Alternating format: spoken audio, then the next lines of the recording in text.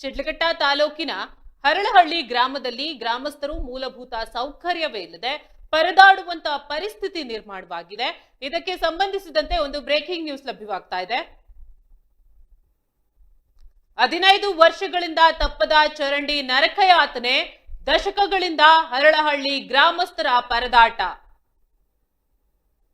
ಕೊಚ್ಚೆಗುಂಡಿಯಾದ ರಸ್ತೆಗಳು, ಸಾಂಕ್ರಾಮಿಕ ರೋಗದ ಭೀತಿ, ಹಂಡಿಗನಾಳ ಪಂಚಾಯಿತಿ ವಿರುದ್ಧ ಆಕ್ರೋಶ. ಕತ್ತಲಲ್ಲಿ ಮುಳುಗಿದ ಗ್ರಾಮ, ಚರಂಡಿಗೆ ಬಿದ್ದ ಪುಟ್ಟ ಮಕ್ಕಳು, ಅಧಿಕಾರಿಗಳ ನಿರ್ಲಕ್ಷ್ಯಕ್ಕೆ ಸಾಕ್ಷಿಯಾದ ದುರಂತಗಳು. ಮನೆಗಳಿಗೆ ನುಗ್ತಾ ಇವೆ ಮಲಿನ ನೀರು, ಹೈರಾಣಾದ ವಾಹನ ಸವಾರರು ಹಾಗೂ ಪಾದಚಾರಿಗಳು. ಶಿಡ್ಲಘಟ್ಟ ತಾಲೂಕಿನ ಹರಳಹಳ್ಳಿ ಗ್ರಾಮದಲ್ಲಿ 15 ವರ್ಷಗಳಿಂದಲೂ ಕೂಡ ಚರಂಡಿ ವ್ಯವಸ್ಥೆ ಇಲ್ಲದೆ ಗ್ರಾಮಸ್ಥರು ಪರದಾಡುವಂತಹ ಪರಿಸ್ಥಿತಿ ನಿರ್ಮಾಣವಾಗಿದೆ. ಕೊಚ್ಚೆ ಗುಂಡಿಯಾಗಿದೆ ರಸ್ತೆಗಳು. ಇಲ್ಲಿನ ಗ್ರಾಮಸ್ಥರಿಗೆ ಸಾಂಕ್ರಾಮಿಕ ರೋಗದ ಭೀತಿ ಎದುರಾಗಿದೆ. ಹಂಡಿಗನಾಳ ಪಂಚಾಯಿತಿ ವಿರುದ್ಧ ಆಕ್ರೋಶ ವ್ಯಕ್ತಪಡಿಸ್ತಾ ಇದ್ದಾರೆ ಗ್ರಾಮಸ್ಥರು. ಕತ್ತಲಲ್ಲಿ ಮುಳುಗಿದೆ ಗ್ರಾಮ, ಚರಂಡಿಗೆ ಹಲವಾರು ಪುಟ್ಟ ಮಕ್ಕಳು ಬಿದ್ದಿರುವಂತಹ ದುರಂತಗಳು ಇದೆ. ಅಧಿಕಾರಿಗಳ ನಿರ್ಲಕ್ಷ್ಯಕ್ಕೆ ಸಾಕ್ಷಿಯಾಗಿದೆ ಈ ದುರಂತಗಳು. ಮನೆಗಳಿಗೆ ನುಗ್ತಾ ಇವೆ ಮಲಿನ ನೀರು, ಹೈರಾಣಾಗಿದ್ದಾರೆ ವಾಹನ ಸವಾರರು.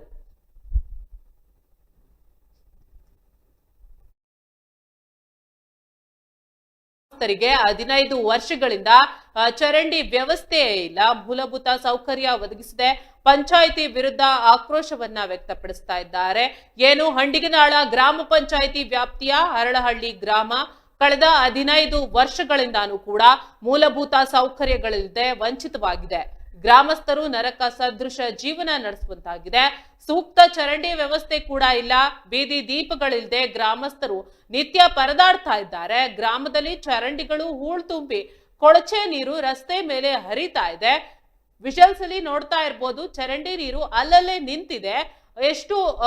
ಎಷ್ಟರ ಮಟ್ಟಿಗೆ ಕೊಳಕು ಇದೆ ಅಲ್ಲಿ ಅನ್ನೋದು ಗೊತ್ತಾಗ್ತಾ ಇದೆ. ಸ್ವಚ್ಛತೆ ಮಾಡದ ಕಾರಣ ಚರಂಡಿಗಳು ತುಂಬಿ ತುಳುಕ್ತಾ ಇದೆ. ದುರ್ವಾಸನೆಯಿಂದ ಗ್ರಾಮಸ್ಥರು ಸಾಂಕ್ರಾಮಿಕ ರೋಗಗಳ ಭೀತಿಯಲ್ಲಿದ್ದಾರೆ. ಮಳೆ ಬಂದಂತ ಸಮಯದಲ್ಲಿ ಚರಂಡಿ ನೀರು ಅಕ್ಕಪಕ್ಕದ ಮನೆಗಳಿಗೆ ನುಗ್ತಾ ಇದೆ. ಇದಕ್ಕೊಂದು ಸೂಕ್ತವಾದ ಸಂಪರ್ಕ ಕಲ್ಪಿಸಿಲ್ಲ. ವಾಹನ ಸವಾರರು ಕೂಡ ರಸ್ತೆಯಲ್ಲಿ ಸಂಚರಿಸೋಕೆ ಹರಸಾಹಸ ಪಡ್ತಾ ಇದ್ದಾರೆ.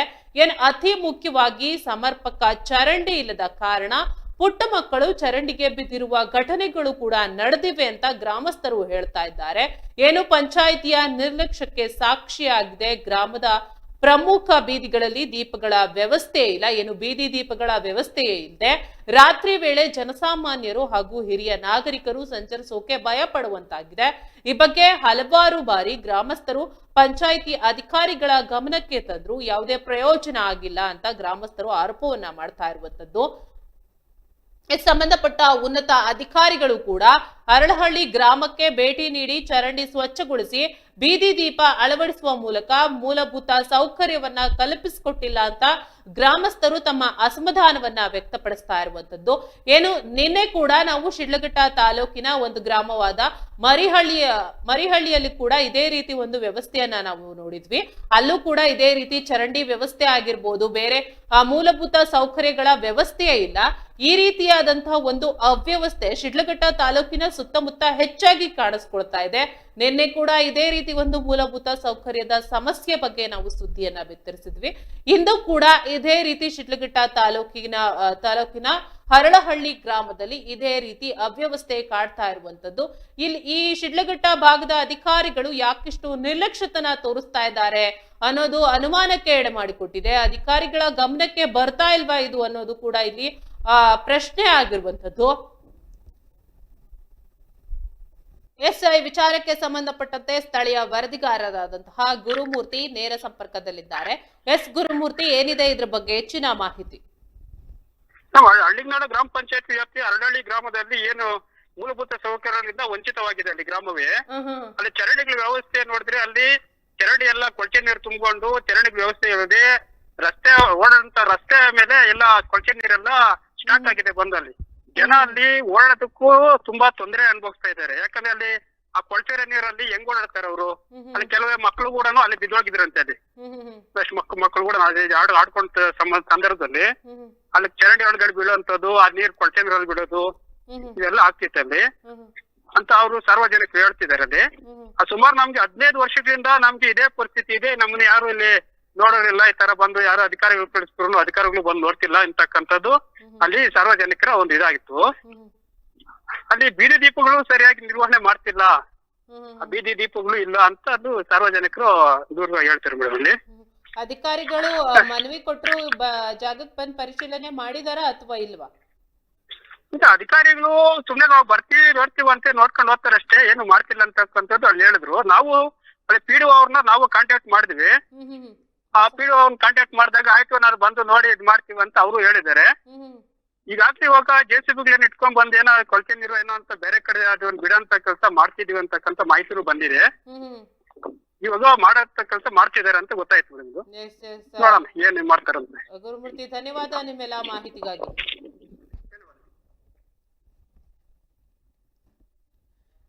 ಎಸ್, ವರದಿಗಾರರು ತಿಳಿಸುವ ಮಾಹಿತಿಯ ಪ್ರಕಾರ ಏನು ನಾವು PDOಗೂ ಕೂಡ ಈ ಬಗ್ಗೆ ವಿಚಾರವನ್ನ ತಲುಪಿಸಿದೀವಿ. ಅವರು ಬಂದು ಕೂಡಲೇ ಸಮಸ್ಯೆಯನ್ನ ಬಗೆಹರಿಸ್ತೀವಿ ಅಂತ ಹೇಳಿದ್ದಾರೆ.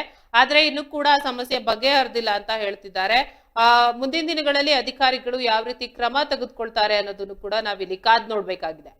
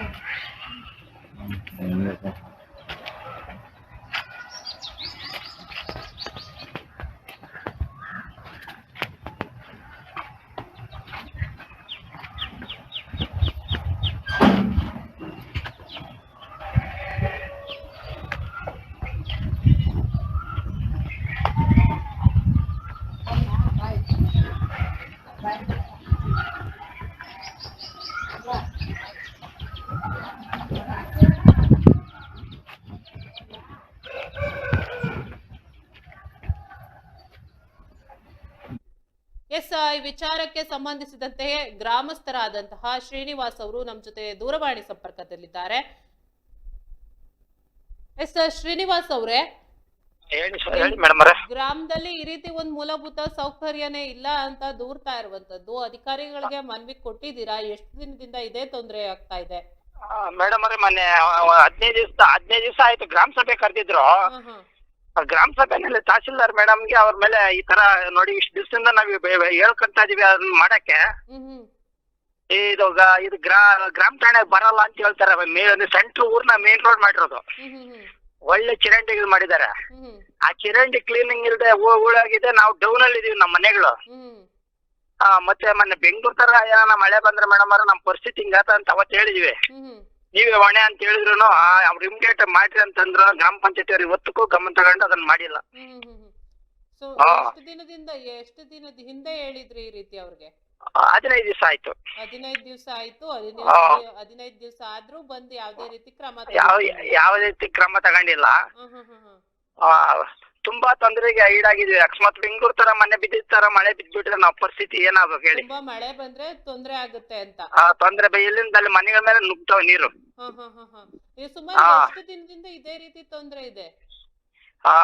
ಸುಮಾರು ತಿಂಗಳಿಂದ ಹೇಳ್ತಾ ಇದೀವಿ. ಅವ್ರು ಚರಂಡಿ ಮಾಡಿದ್ಮೇಲೆ ಇವ್ರು ಕ್ಲೀನಿಂಗೇ ಮಾಡಿಲ್ಲ. ಅವ್ರು ಚರಂಡಿ ಮಾಡಿದ್ರಲ್ಲ ರೋಡ್ಗಳಲ್ಲಿ, ಮತ್ತೆ ಗ್ರಾಮ ಪಂಚಾಯತಿಂದ ಕ್ಲೀನಿಂಗೇ ಮಾಡಿಲ್ಲ. ಒಂದೇ ಅಂದ್ರೆ ಚರಂಡಿ ಅದನ್ನ ನಿರ್ಮಾಣ ಮಾಡ್ಬಿಟ್ಟು ಹೋಗಿದ್ದಾರೆ, ಆದ್ರೆ ಕ್ಲೀನ್ ಮಾತ್ರ ಮಾಡ್ತಾ ಇಲ್ಲ. ಸೂಪರ್ ಮಾಡಿದ್ದಾರೆ, ಚರಂಡಿಗಳೆಲ್ಲ ಚೆನ್ನಾಗಿ ಮಾಡಿದ್ರು. ಆದ್ರೆ ಇವ್ರು ಕ್ಲೀನಿಂಗ್ ಮಾಡಿಲ್ಲ ಗ್ರಾಮ ಪಂಚಾಯತಿಯಿಂದ. ಅಂದ್ರೆ ಸರಿಯಾಗಿ ನಿರ್ವಹಣೆ ಮಾಡ್ತಾ ಇಲ್ಲ ಗ್ರಾಮ ಪಂಚಾಯತಿಯವರು. ಹೌದು ಮೇಡಮ್, ಎಷ್ಟು ಹೇಳಿ ಹೇಳಿ ನಮ್ಗೆ ಸಾಕಾಗಿದೆ. ಅಧಿಕಾರಿಗಳಿಗೆ ಏನ್ ಹೇಳಕ್ ಇಷ್ಟಪಡ್ತೀರಾ?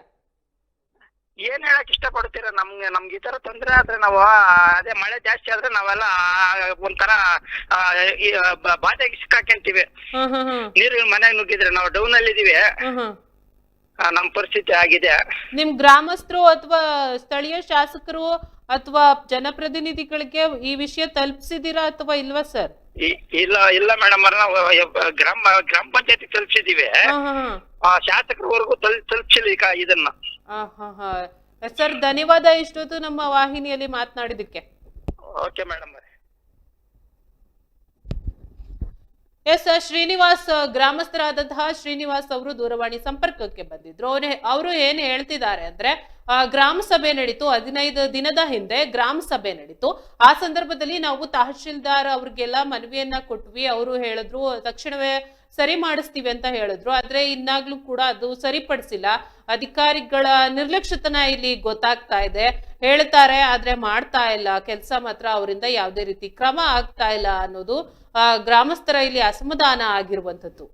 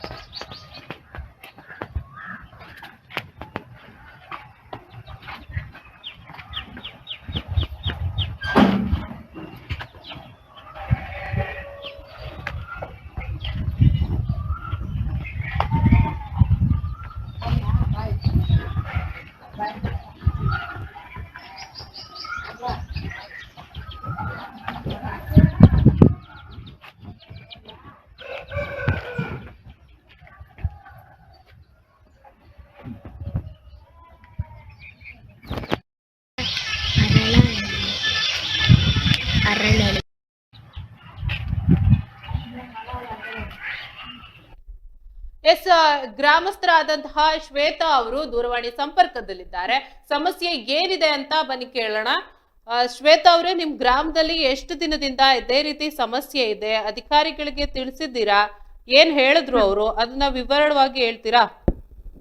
ಮೇಡಮ್, ಇದು ಸುಮಾರು 15 years ಇಂದ ಇದೆ. ಇಲ್ಲಿ ಗ್ರಾಮ ಪಂಚಾಯತ್ ಮೆಂಬರ್ಗೆ ಹೇಳಿದ್ರು, ಅಲ್ಲಿ ಮಂಡಲ್ ಗ್ರಾಮ ಪಂಚಾಯತ್ ಅಲ್ಲಿ ಹೇಳಿದ್ರು, ಯಾವ್ದೇ ತರ ರೆಸ್ಪಾನ್ಸ್ ಇಲ್ಲ.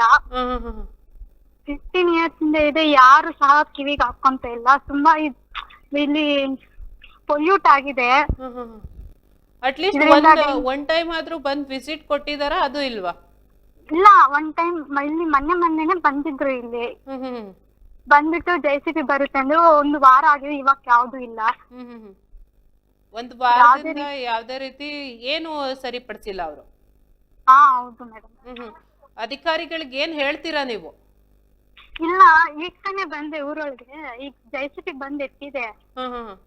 ನಮ್ಗೆ ಈಗ ತಕ್ಷಣಕ್ಕೆ ಬೇಕಾಗಿಲ್ಲ, ನಮ್ಗೆ ಪರ್ಮನೆಂಟ್ ಸೊಲ್ಯೂಷನ್ ಬೇಕು. ನಮ್ ಡಿಮ್ಯಾಂಡ್ ಏನು ಅಂದ್ರೆ, ಅವ್ರ ಎಷ್ಟೇ ಕ್ಲೀನ್ ಮಾಡ್ರು ಮತ್ತೆ ಗಲೀಜಾಗುತ್ತೆ. ಮಳೆ ಬಂದ್ರು ಸಾಕು, ರೋಡ್ ಅಲ್ಲಿ ಎಲ್ಲ ಬರುತ್ತೆ. ಮನೆಗಳಿಗೆ ನುಗ್ಗುತ್ತೆ ಮೇಡಮ್. ರೋಡ್ ಅಲ್ಲಿ ಎಲ್ಲಿ ವಾಹನಗಳಿಗೆ ಓಡಾಡಕ್ಕೆ ಆಗಲ್ಲ. ಮನೆಗಳಿಗೆ ಬಂದು ನುಗ್ಗಿದ್ರೆ ಹೆಂಗ್ ವಾಸ ಮಾಡಕ್ಕಾಗುತ್ತೆ? ಹೌದು, ಅದು ಮಳೆ ಬಂದ ಟೈಮ್ ನಲ್ಲಿ ಮನೆಗಳಿಗೆ ನೀರ್ ನುಗ್ತಾ ಇದೆ. ಹೌದು, ಅದು ಚರಂಡಿ ನೀರ್ ಮೇಡಮ್. ಏನೋ ಮಳೆ ನೀರ್ ಹತ್ರ ಏನೋ ಅನ್ಕೋಬಹುದು, ಮನೆಗಳಿಗೆ ಬಂದು ಚರಂಡಿ ನೀರ್ ನುಗ್ಗುತ್ತೆ. ಆದ್ರೂ ಈ ಸಮಸ್ಯೆ ಇದೆ ಅಂತ ಸುಮಾರು ಬಾರಿ ಅಧಿಕಾರಿಗಳು ತಿಳಿಸಿದ್ರು, ಅವ್ರು ಯಾವ್ದೇ ರೀತಿ ಕ್ರಮ ತೆಗೆದುಕೊಂಡಿಲ್ವಾ ಅಂತ ಅನುಮಾನ. ಹಾ ಮೇಡಮ್, ಹೇಳ್ತೀವಿ ನಾವು, ಯಾವ್ದೇ ರೀತಿ ರೆಸ್ಪಾನ್ಸ್ ಇಲ್ಲ. ಈಗ ವಾಹಿನಿ ಮೂಲಕ ಏನ್ ಹೇಳ್ತೀರಾ ನೀವು? ಹಾ ಮೇಡಮ್, ವಾಹಿನಿ ಮೂಲಕ ಏನ್ ಹೇಳ್ತೀರಾ ಅಧಿಕಾರಿಗಳಿಗೆ? ನಮ್ ಅಭಿಪ್ರಾಯ ಅಂದ್ರೆ, ಇಲ್ಲಿ ಗ್ರಾಮದಿಂದ ಹೇಳ್ಬೇಕಂದ್ರೆ, ನಮ್ಗೆ ಈಗ ತಕ್ಷಣದ ವ್ಯವಸ್ಥೆ ಬೇಡ. ಏನೇ ಆಗ್ಲಿ ಪರ್ಮನೆಂಟ್ ಸೊಲ್ಯೂಷನ್ ಬೇಕು. ನಮ್ ಡಿಮ್ಯಾಂಡ್ ಏನು ಅಂದ್ರೆ, ಇಲ್ಲಿ ಬಂದು ಎತ್ತು ಒಂದ್ ಸ್ವಲ್ಪ ದಿನ ಕ್ಲೀನ್ ಮಾಡಿಸ್ತಾರೆ ಅಷ್ಟೇ. ಮತ್ತೆ ಆದ್ರೂ ಅದು ಅದೇ ರೀತಿನೇ ಆಗುತ್ತೆ. ಅಂದ್ರೆ ನಿಮ್ಗೆ ಪರ್ಮನೆಂಟ್ ಸೊಲ್ಯೂಷನ್ ಬೇಕು. ಮೇಲ್ನೋಟಕ್ಕೆ ಸರಿಪಡಿಸ್ಬೇಡಿ, ಪರ್ಮನೆಂಟ್ ಆಗಿ ಸರಿ ಮಾಡಿಸ್ಕೊಡಿ ಅಂತ ಹೇಳ್ತಾ ಇದ್ದೀರಾ? ಹೌದು ಮೇಡಮ್. ಎಸ್ ಶ್ವೇತಾ ಅವರೇ, ಧನ್ಯವಾದ ನಮ್ ವಾಹಿನಿಯಲ್ಲಿ ಇಷ್ಟೊತ್ತು ಮಾತನಾಡಿದಕ್ಕೆ.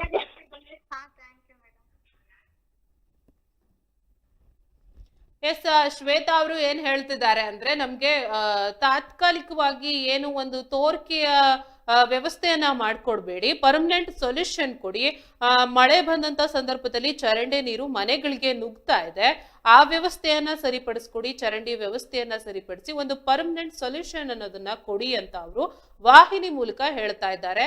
ಅಧಿಕಾರಿಗಳು ಈ ವಿಚಾರವನ್ನ ಎಷ್ಟರ ಮಟ್ಟಿಗೆ ಗಂಭೀರವಾಗಿ ಪರಿಗಣಿಸಿ ಏನ್ ಮಾಡ್ತಾರೆ ಅನ್ನೋದನ್ನು ಕೂಡ ನಾವಿಲ್ಲಿ ನೋಡ್ಬೇಕಾಗಿದೆ.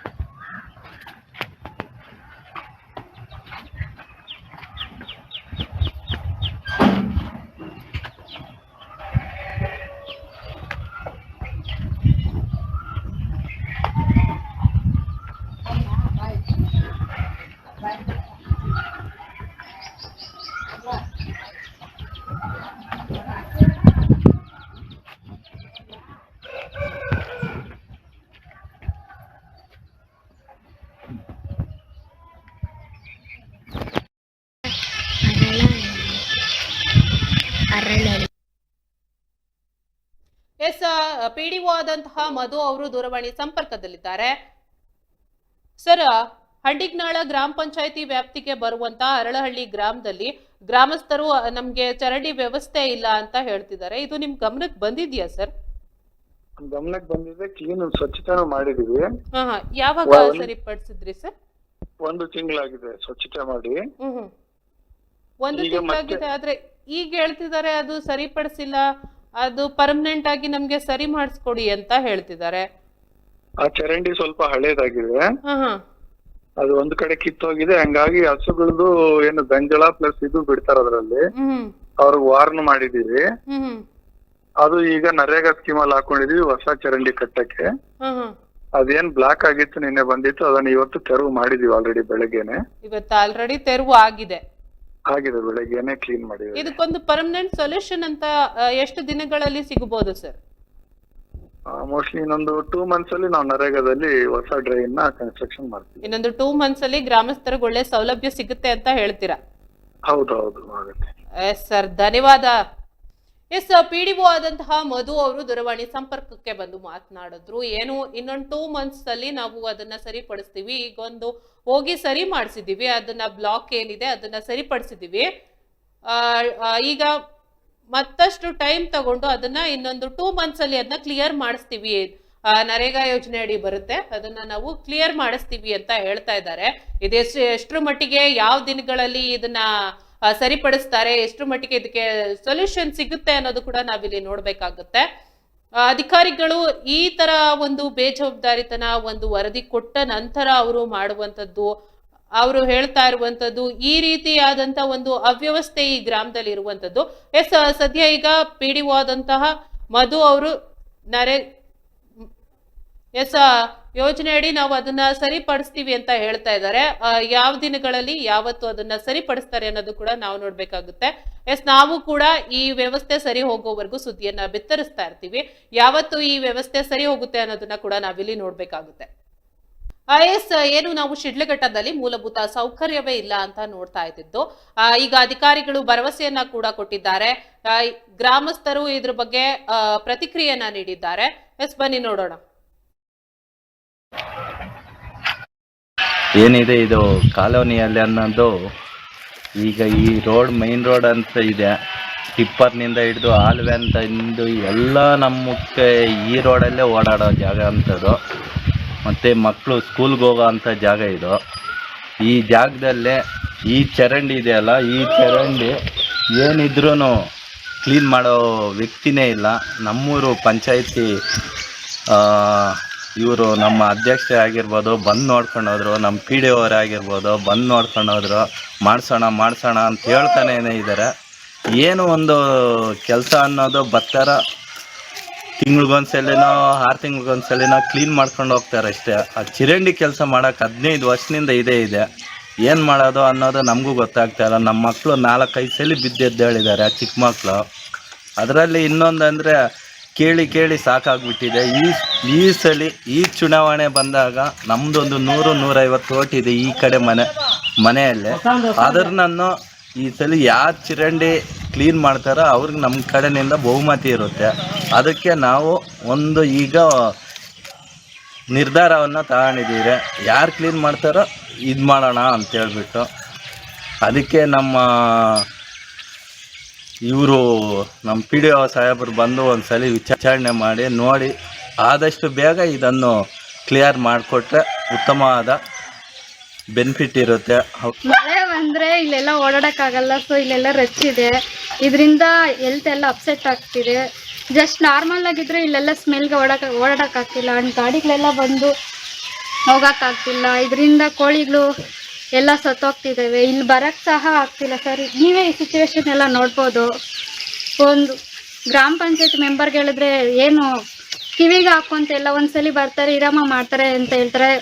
ಗ್ರಾಮ ಪಂಚಾಯತಿಯಲ್ಲಿ ಹೋಗಿ ಕೇಳಿದ್ರೆ ಫಂಡ್ ಇಲ್ಲ, ಎಷ್ಟು ಸಲ ಕೇಳಿದ್ರು ನೋ ರೆಸ್ಪಾಂಡ್, ಯಾರು ಸಹ ರೆಸ್ಪಾಂಡ್ ಆಗ್ತಿಲ್ಲ. ಸೊ ಇದಕ್ಕೇನು ಸೊಲ್ಯೂಷನ್ ಅಂತ ನೀವೇ ಹೇಳಬೇಕು. ಸುಮಾರು 15 yearsಯಿಂದ ಇದೇ ಥರ ಕಂಟಿನ್ಯೂ ಆಗ್ತಿದೆ, ಯಾರು ಸಹ ಇದನ್ನೇ ಕೇರೆ ಮಾಡ್ತಿಲ್ಲ. ಸೊ ಇಲ್ಲಿರೋರಿಗೆಲ್ಲ ಇದೇ ಪ್ರಾಬ್ಲಮ್ಮು. ಮೈನ್ ರೋಡು ಪಬ್ಲಿಕ್ಗೆ ಬರೀ ತೊಂದರೆ ಆಗ್ತಿದೆ, ಇದರಿಂದ ಏನು ಮಾಡಬೇಕಂತ ಗೊತ್ತಾಗ್ತಿಲ್ಲ ಸರ್. ನೀವೇ ಇದಕ್ಕೆ ಸೊಲ್ಯೂಷನ್ ಮಾಡಬೇಕು. ಅದೇ ಸರ್, ಈ ಥರದಿಂದ ಚರಂಡಿಯಿಂದ ರಸ್ತೆ ಸಹ ತುಂಬ ಅಪ್ಸೆಟ್ ಆಗ್ತಿದೆ. ಚಿಕ್ಕ ಮಕ್ಕಳಿಗೆಲ್ಲ ಓಡಾಡೋಕ್ಕೆ ಎಲ್ಲ ಚರಂಡಿಯಲ್ಲಿ ಬಿದ್ದು ಎಲ್ಲ ಅವ್ರಿಗೆಲ್ಲ ಹೆಲ್ತ್ ಅಪ್ಸೆಟ್ ಆಗಿ ಸ್ಕಿನ್ ಎಲ್ಲ ಡ್ಯಾಮೇಜ್ ಆಗ್ತಿದೆ.